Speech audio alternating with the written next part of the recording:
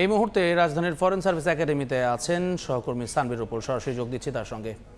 রূপল, 31 জুলাইয়ের পরে আজ আবার রাজনৈতিক দলগুলোর সঙ্গে আলোচনা চলছে ঐক্যমত্য কমিশনের, এবং ঐক্যমত্য কমিশনের সকাল থেকে 11টা থেকে যে আলোচনা চলছে সেই আলোচনা এখনও পর্যন্ত তারা একমত হতে পারেনি যে কোন প্রক্রিয়ায় বাস্তবায়ন হতে পারে সংস্কার পদ্ধতি। এবং সেই পদ্ধতি নিয়ে ঐক্যমত্য কমিশন বেশ কয়েকটি প্রস্তাব দিয়েছে। একটি হচ্ছে গণভোট, একটি হচ্ছে অধ্যাদেশ এবং রাষ্ট্রপতি অধ্যাদেশের মাধ্যমে, এবং আরও একটি বিষয়ে সুপারিশ তারা করেছে, সেটি হচ্ছে গিয়ে যেভাবে করে এই অন্তর্বর্তী সরকার গঠন করা হয়েছে, অর্থাৎ সর্বোচ্চ আদালতের মতামতের ভিত্তিতে, এবং সর্বোচ্চ আদালত এই বাস্তবায়ন প্রক্রিয়া নিয়ে কোনো একটি মতামত দিতে পারে, সেরকম বেশ কয়েকটি প্রস্তাব কিন্তু এসেছে এবং সেই প্রস্তাবগুলো নিয়েই আলোচনা চলছে। তবে এখনও পর্যন্ত রাজনৈতিক দলগুলো ঐক্যমত পৌঁছাতে পারেনি।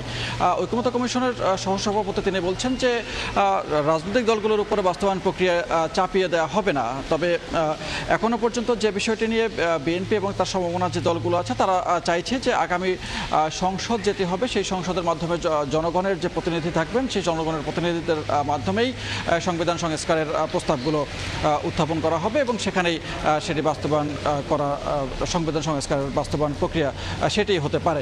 তবে এর বাইরে যে প্রস্তাবগুলো আছে সেই প্রস্তাবগুলো নিয়ে আলোচনা চলছে, এবং যেগুলো সাংবিধানিক বাধ্যবাধকতা নেই সেই রকম যে প্রস্তাবগুলো আছে সেই প্রস্তাবগুলো যাতে অধ্যাদেশের মাধ্যমে পালন করা যায় সেরকম কথা কিন্তু উঠছে। এবং জামাত সহ এনসিপি সহ অন্যান্য যারা আছে তারা কেউ কেউ আবার গণভোটের মাধ্যমে এই প্রস্তাব বাস্তবায়ন, সেই বাস্তবায়নের কথা বলছেন। তবে এরকম নানান রকমের প্রস্তাবনা নিয়েই আলোচনা চলছে। আজকে একদিনেই এই আলোচনা চূড়ান্ত হবে কিনা সে বিষয়টি নিয়ে এখনো পর্যন্ত বলা যাচ্ছে না। তবে একটু আগে দুপুরের খাবারের যে বিরতি, সেই বিরতির মধ্যে বিপ্লবী ওয়ার্কার্স পার্টি সাইফুল হক সহ অন্যান্য নেতারা তারা বক্তব্য দিচ্ছেন, এবং তাদের সে বক্তব্যের মধ্যে উঠে এসছে তাদের যে মতামতগুলি এর মধ্যে তারা তুলে ধরেছেন সেই বিষয়গুলো। তো এই ছিল এখন পর্যন্ত ঐক্যমত্য কমিশনের সবশেষ তথ্য। ফরেন সার্ভিস একাডেমি থেকে যুক্ত হয়েছিলেন সহকর্মী সানভীর রূপল।